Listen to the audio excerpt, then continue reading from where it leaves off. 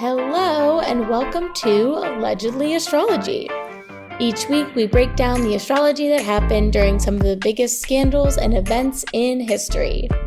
Yeah, and thank you everyone for listening. If you want to support us even more, you can leave a 5-star review and subscribe on whatever podcast platform you listen on. And if you do leave us a review on Apple Podcasts or Spotify and DM us a screenshot of that review, we'll make you a custom meme of your big three and send you a quick write-up about it. We also have a bunch of stuff on TeePublic, so head there for sweatshirts, t-shirts, stickers, and a whole bunch of other stuff. And you can follow us for Allegedly Astrology on Instagram, Reddit, Hey Hero, and TikTok, and Allegedly Astro on Twitter. And you can visit our website, allegedlyastrology.com, to learn more about us, look at some transcripts of the show, and book a reading with Dana.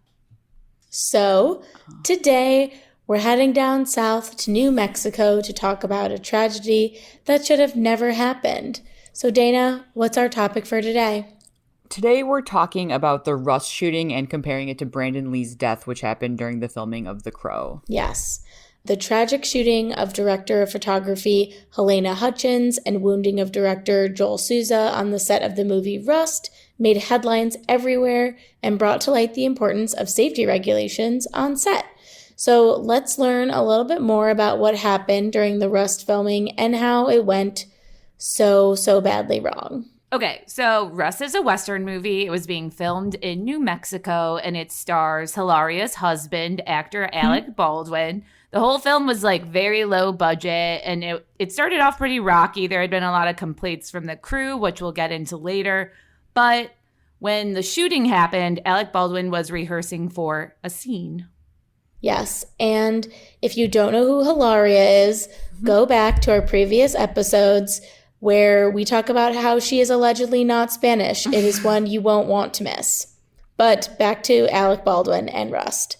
So in the scene, Alec Baldwin was cocking the gun, and Halyna was by him going over how she wanted to position his hand on the gun.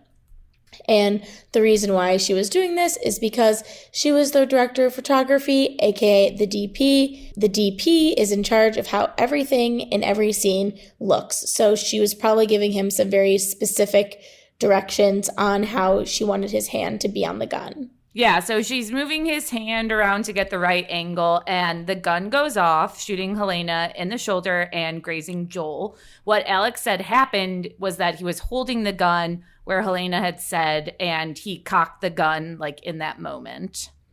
Yes, and that's that, like, I don't know if I did that right. You did, I think. That sort of, like, yeah. I don't know how to do it, like the sound you hear in movies. It means the gun is ready so that when you pull the trigger, it will fire.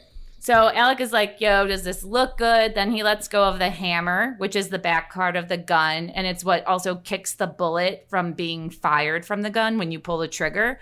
So when he let the hammer go, the gun goes off. And according to Alec, he never pulled the trigger. That was not a thing that happened. He just pulled the hammer back. So now from one bullet, we have 2 injuries. And suddenly everyone on the set is like, what the fuck just happened? So shooting is paused. Halyna is airlifted to the hospital, but unfortunately she dies from her injuries. Yes, and when we say shooting, we're talking about shooting of the film. I know there's a lot of shooting, filming, gun references in here, so stick with us.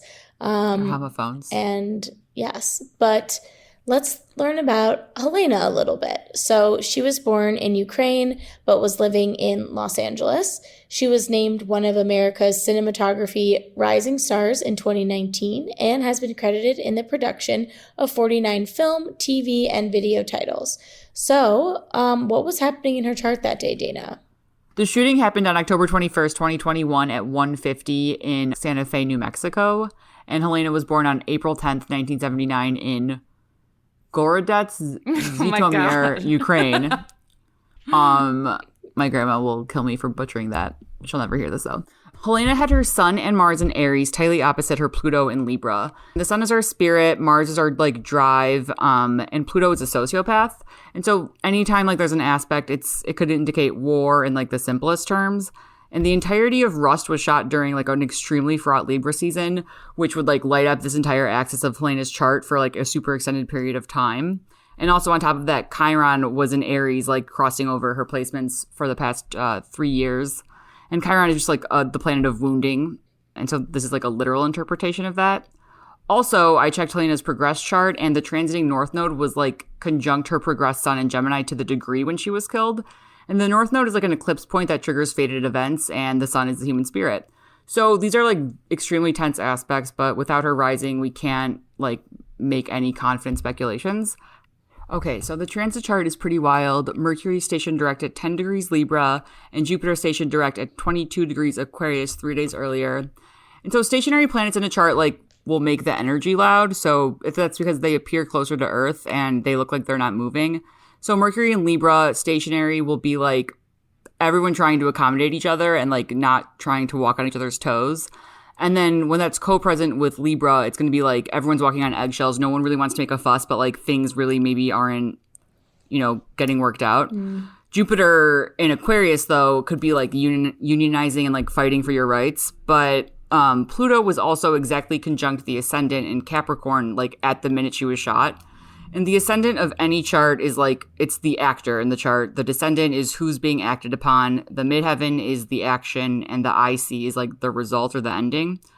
So Pluto on the ascendant is like, again, the sociopath of the zodiac. And so the sociopath is committing the act, right? Well, I mean, it's actually Alec Baldwin, but also like in the moon, Uranus and IC were all tightly conjunct in Taurus. And so the moon is like literally physically bodies and women, and Uranus is shocking situations and explosions. And then the IC again relates to endings. Right. And it seems like from what we know, we'll get into it a little bit, but that this whole set was just very fraught. And so this kind of aligns with what Dana was mentioning, was like a really tense, fraught Libra season. So probably not the best time to shoot a low-budget indie film. But after the incident, Alec Baldwin went on Twitter to offer his condolences and said that he was fully cooperating with investigators. And in a later interview, he said he feels that someone is responsible for what happened, and he doesn't know who that is exactly, but he knows it is not him. And what a psycho. So obviously this day was very crazy. So what was going on with Alec Baldwin's chart that day? Okay, we don't have a birth time for Alec, but we know that he was born on the same day as a full moon in 13 degrees of Libra, so I did that chart. And that's the exact degree of the moon that occurred on the day they started shooting. Whoa. And so it's like pretty rare for a lunation to occur in the same degree. So it is significant. Like I just checked, we just had a new moon at 12 degrees Aquarius, and I checked because that's my descendant, and that has only happened 2 other times in my life. Whoa. So what happened to you this time? I think we podcasted. So it's really cool. But yeah, so Alec, so he's born on this full moon, and the full moon is when the sun is opposite the moon. Oppositions, again, in astrology are aspects of war or lawsuits, and especially with the moon in Libra, which is the sign of justice, and the sun of Aries, which is the individual. Like, we could interpret this as a new moon activating this opposition in his, like, a very significant place for him. So it's kind of like maybe triggering a lawsuit for him. I'm not trying to, like, minimize the event. I just can't see any, like, extreme like, I don't see him shooting people in a chart. Although, if we wanted to speculate where that would be, Mars and Uranus are both, like, the planets of guns in astrology. And on this day, Uranus was in like an exact square with Alex, Mars, and Aquarius. So squares are like aspects of tension, and Uranus is like an extreme surprise. So I guess like a gun that you don't think is loaded going off is pretty much just that aspect in manifestation. Yeah. So literal yet again. That's like crazy. But after news of Halyna dying broke, all these tributes poured in for her. People really loved her. Colleagues said she was brilliant and she was like super committed, taken too soon. Her death left everyone wondering, like, how could this happen? It's like 2021.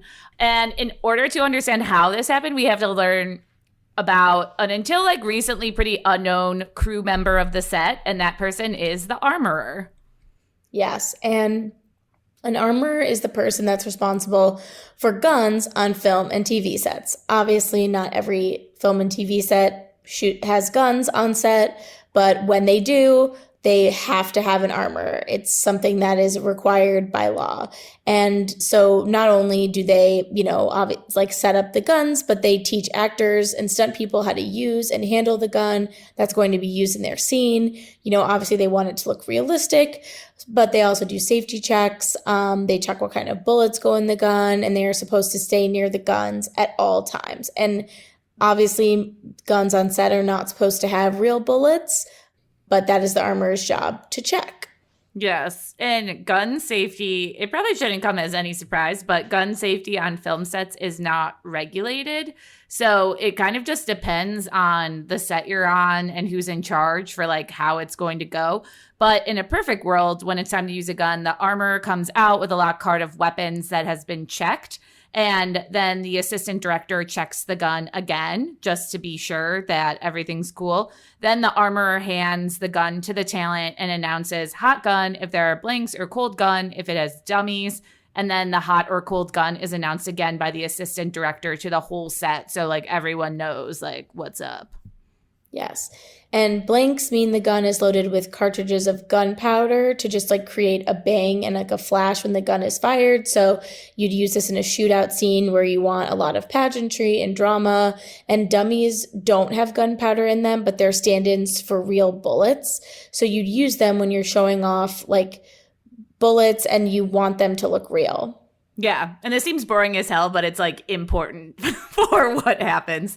So on the Rust set, the armorer was a 24-year-old girl named Hannah Gutierrez Reed. She's the daughter of like a longtime Hollywood armorer. His name is Thel Reed, and this was her second movie as head armorer.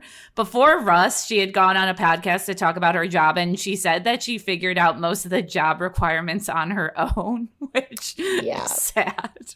Yikes. Yeah. Hollywood nepotism rearing its ugly head. But as a new armorer in the business, she faced a lot of criticism.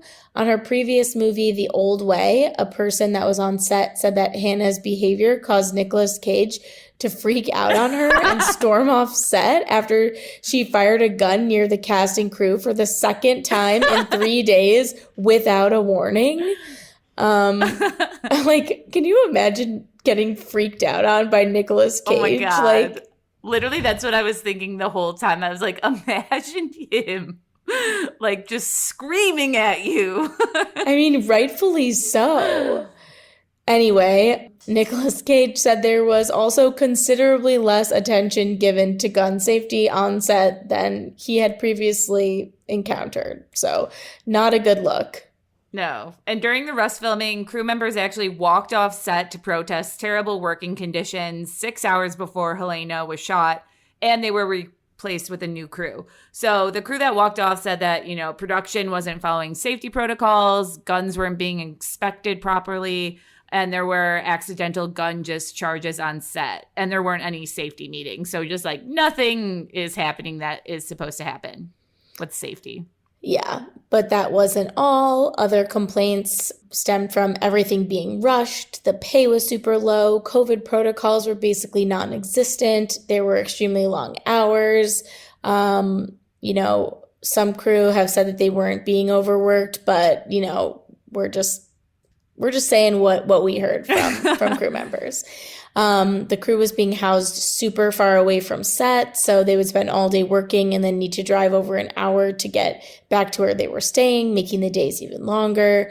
So, like we mentioned, overall, Rust was just a giant shit show, extremely fraught, tons of tensions, riding high. So what's the chart for this film in general? Okay, so shooting began on October 6th, 2021. And this also coincided with the new moon in Libra, so I just used that time. And the new moon in Libra was exactly conjunct Mars and co-present with Mercury retrograde. So this is like definitely not elected by an astrologer. That wasn't in the budget. New moons in Libra are like usually like the cuffing season kickoff, but Mars was having like a really hard time in Libra. Mars always has a hard time in Libra. It's like we memed it. You should follow us on Instagram with a mouse running on a hamster wheel because it doesn't really go anywhere, but you're trying so hard. So it makes people like passive aggressive or awkward. But then also with like Mercury retrograde, like a lot of agreements could have been signed, maybe that weren't read. Overall, this like moon is just like a lot of pressure and like maybe like feeling sad. Also, though, this moon was exacerbated because Pluto stationed direct hours later, and like they began filming right immediately at like this very heavy energy, especially since Pluto in Capricorn squares Libra by sign. So there's like all this tension from Pluto. And then Saturn stationed direct 4 days later. So Saturn in Aquarius might have like, again, been the crew organizing, but mood wise, Saturn is also heavy. So it's just sort of like I don't know. I wonder what the like vibe on the set was. It could not possibly have been chill or like jovial, I guess. Yeah. I mean, it definitely seems like, especially with Pluto in the mix, it seems to me like people pushing you to do things and you're like, I literally can't do this, but you know, it's like people wanting to be doing it anyway. Yeah, wanting to be in control. So you're just like, brilliant. Okay, well, I guess I'll do it. It's gonna be half-assed, but sure. Well, speaking of half-assed, it's important to note that Hannah had 2 roles on set. She was the armorer Gemini. and the assistant to the prop master. So she was being, she was being pulled in a lot of different directions. But people criticize her for leaving guns unattended on set, which is just a thing you should not do. Yeah. And she was also being yelled at for not helping the prop master and focusing more time as the armorer. So she's kind of just sucking at both roles because she as one person just couldn't do 2 jobs at once. Yeah. That to me also is just that, Mars and Libra, like, hating life. Like, you're trying to do stuff, but it ends up, like, not going anywhere. And imagine, like, your whole job being that. You're trying to accommodate everyone around you, but it's just and she's not only 24. working. Yeah. So now that we have this background info, this is what Hannah says happened the day of the shooting. So Hannah loaded what she thought were 6 dummy rounds, so bullets that looked like real bullets but aren't real, into the gun. And then the gun was left out on a tray on a cart for 2 hours. Like, you should not leave shit unattended, but still. So the gun was picked up by the assistant director, who took it to Alec, and he handed the gun to him and said, cold gun. So obviously multiple things went wrong here. You're not supposed to leave a gun unattended, and the assistant director shouldn't be handing the gun to an actor. The armorer is supposed to do that. Then after the shooting happens, the film is shut down and people start to investigate, like, how can this happen? And there currently are 3 investigations going on, but so far they learned that the gun Alec shot had a lead bullet in it, aka a real bullet. They also learned that the prop gun was used by crew members that morning for target practice, which I feel like it should not be a thing you should be allowed to do. Yeah, that has nothing to do with the movie. Crew members do not need to just be shooting guns for no reason. I don't think these were actors. I think they were just people dicking around, like, for fun in the desert. So Hannah claims she has no idea where the live rounds came from. She followed the protocols for locking the gun up at night and during lunch. And just so you guys know, we did our due diligence. We looked everywhere for Hannah's birth info, but shit is locked up tight and cannot be found. Otherwise, we'd let you know.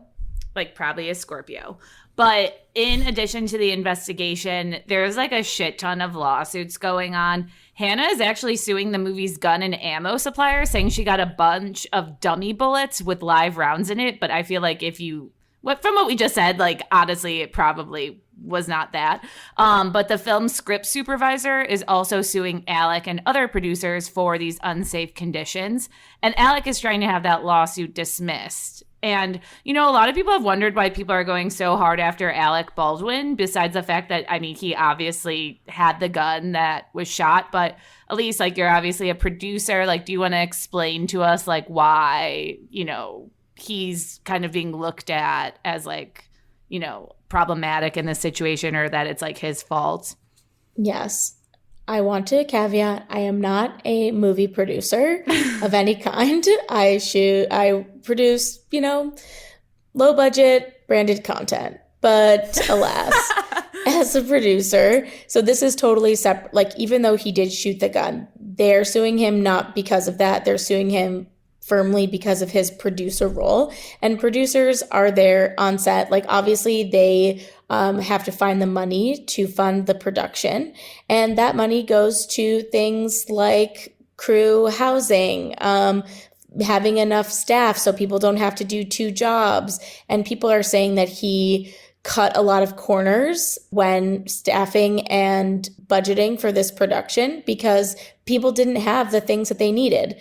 Like we said earlier, there was no COVID protocol. They stayed in shitty housing over an hour away. People were spread super thin. This was just like, clearly, there's ways to shoot things on a budget, but you have to follow like protocol and safety, especially during COVID times, and especially if you're using guns, like in general. And, you know, I think a lot of times they use real guns so that you can save money on visual effects or CGI after the fact. So basically, he was just being cheap, and it showed. And it was not just showed, but there were deadly consequences, literally, from him being a cheap fucking asshole.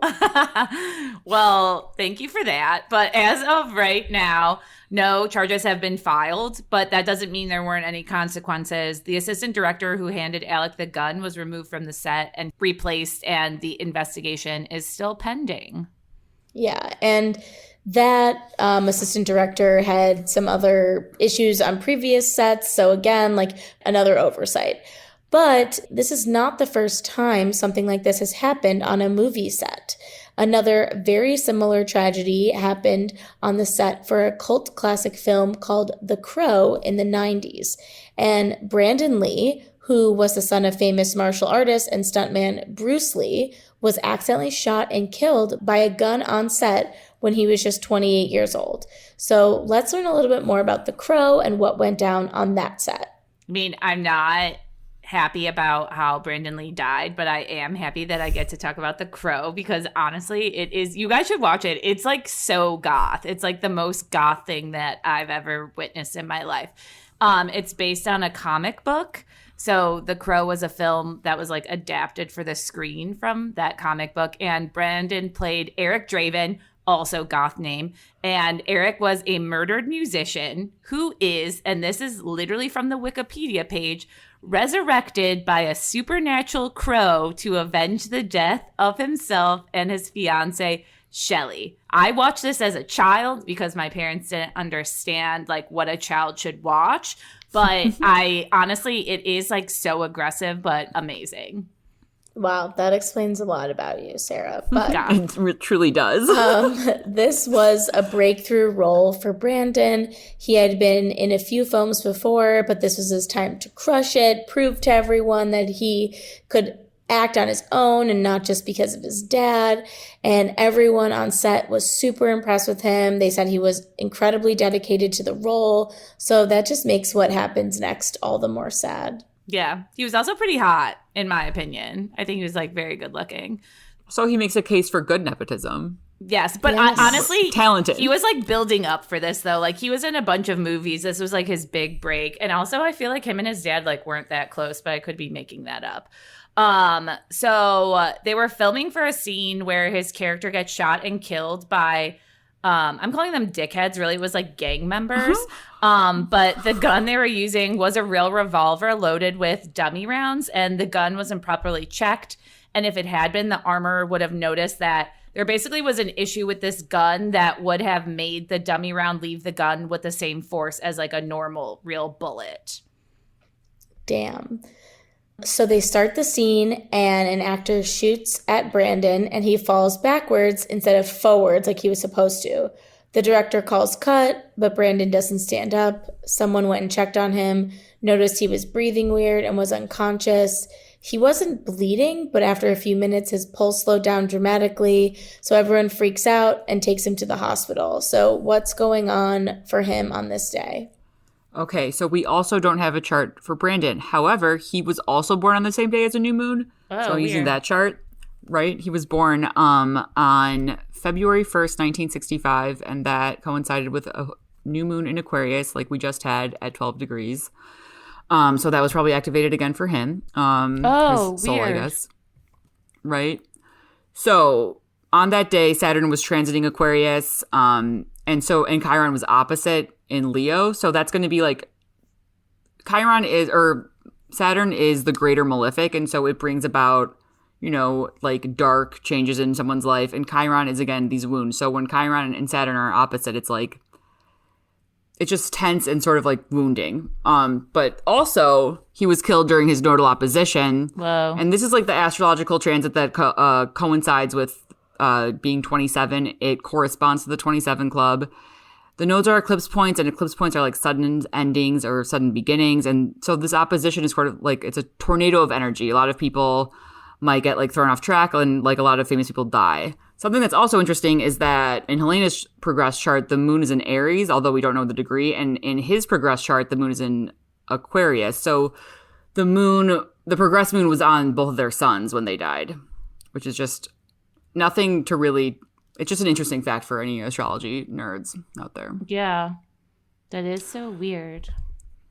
Also in the transiting chart, we have Mars in Cancer opposite Uranus in Capricorn. So we're getting that like opposition again between the two planets that signify guns. Oh, weird. Yeah, Right. his death was just weird to me because it was like such a freak accident, and like, you know, like no one even knew what happened. Like they thought he was like joking at first until they were So like, sad. I know, like truly just like bizarre shit. But at the hospital, he undergoes 6 hours of emergency surgery. But despite doctors' best attempts to save him, he did die that same day. And after an investigation, it's decided that he was killed from an improperly loaded weapon.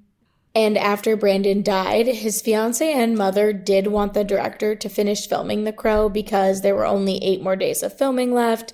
Brandon was basically done filming when he was shot. So, like Sarah mentioned, this really was his big break. And they really wanted this movie to be out there. And so if you do ever watch the movie, the majority of it is Brandon, and a very tiny portion is covered by stunt doubles and special effects. But it like wasn't all kumbaya. Like it didn't just like end with people like holding hands, walking off into the sunset.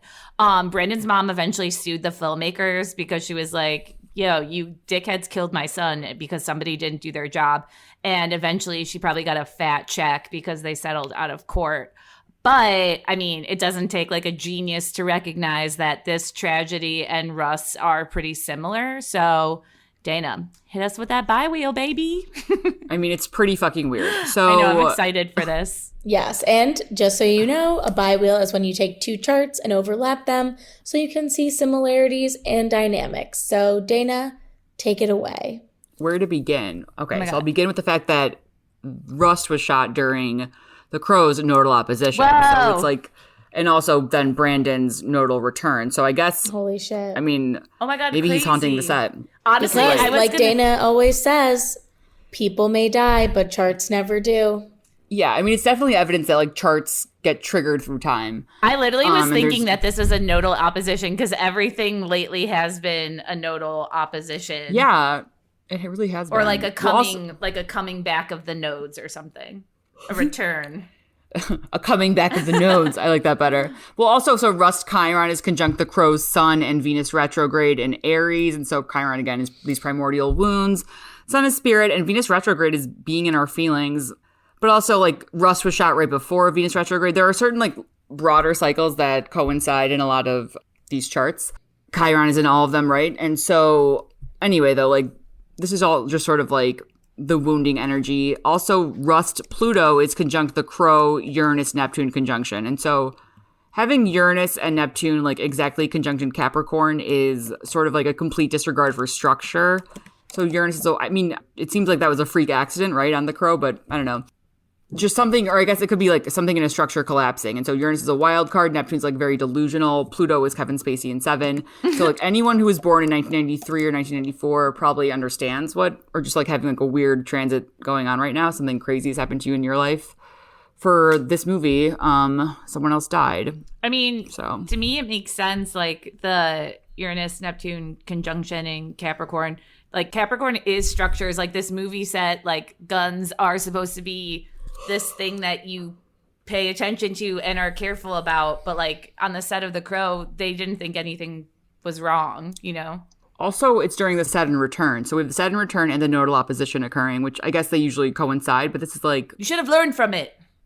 I just feel like, I wonder if Saturn in Aquarius is like more like a sensational, I don't know, stories about stuff that like impact people over a long period of time. Saturn return is interesting though to me though, because it's like you guys like literally haven't learned shit from this. Like you're doing the same fuckboy things with guns on your set. Yeah, I wonder if Yeah. it's just like America's relationship to guns in general, and just like what we've learned from every mass shooting in history is like we still have no regulations about guns in this country, and just like we don't ever seem to learn. And I just feel like the US in general just has such a fucked up relationship with guns, and we just never learn despite all of the tragedies that keep unfolding right in front of our faces. So what happens next? Though incidents like what happened to Halyna and Brandon are super rare, people are pissed and they want to ban the use of live weapons on set. Why? Because the U.S. Federal Workplace Safety Agency doesn't require gun safety on sets. So the industry creates and follows its own rules, which, as we know, is like typically never good. So that's problematic. And because we have dope-ass CGI now, we don't really need real guns. Like, yeah, it's like expensive, but you can add in real guns and effects with computers. So that's kind of like the argument. Insurance will go up otherwise. Like, something will go up in price. Exactly. People are just being cheap and lazy, honestly. The CGI mofos. But after Rust happened, Eliza Hutton, Brandon's fiance at the time of his death, urged the film industry to consider alternatives to real guns on sets. And people are joining in on this call, like our boy, Dwayne "The Rock" Johnson. So he's not our boy, but we want him to be. But after all, like we said, guns continue to this day to not be regulated on sets. So we'll see if anything happens. Yeah. People are, there's like a petition right now asking to ban them. Olivia Wilde and other actors like The Rock lent their support. And some sets even have already said they won't be using real guns anymore. So some changes. Like, use a real gun if you want, but like check it properly, I guess, is like the end. I don't want like snuff film. Yeah. Well, technically that was a snuff film. All right, Dana. All right, Dana, what do you think? Will there be regulations or the same old bullshit? Here's what we do know. Mars will retrograde in Gemini, and Mars retrograded in Gemini the same year that Alec Baldwin was born. So this is going to trigger the birth cycle that he was born in. So maybe I think that he will, like, legislation against him, or people will file lawsuits against him, and then that will trigger into bigger, like, studios or however business in Hollywood works. Also, the eclipses in Aries and Libra from April 2023 through March 2025. And Halyna and Alec are both, Halyna, Alec, Rust, and the Crow all were on, like, the Aries-Libra axis. So this is significant for them. Oh, shit. Yeah, it's going to be crazy. I bet they're going to go to court. Yeah, and also, so the first solar eclipse will be at 29 degrees of Aries on April 19th. And that coincides with Brandon Lee's Saturn return to the degree in Pisces. Oh, my God. So I feel like it'll all come together in some way. And I don't think it's going to not have something come of it, I think. And this is April 19th, 2023. Yes. Sorry. Okay. So we'll have to keep an eye out for what happens next year. Yes. And Mars retrogrades on October 30th. So... But we know how long things take to go to court. So that's pretty much only a year from now. So yeah. Well, also everyone who I mentioned except for Halyna had Mars retrograde the year they were born. So wow. Wild. Significant gun shit. Damn. We want to, again, give our condolences to Halyna Hutchins' family. I know she was a mom and a wife. That's so sad. And to Brandon Lee's family as well. But next week, we are switching gears as always. So we're taking it all the way back to the 70s to talk about the war on drugs. Hope you like crack. Just a little like crack to follow up the snuff film. All right. With that, I'm Elise. I'm Dana. And I'm Sarah. And this is Allegedly Astrology.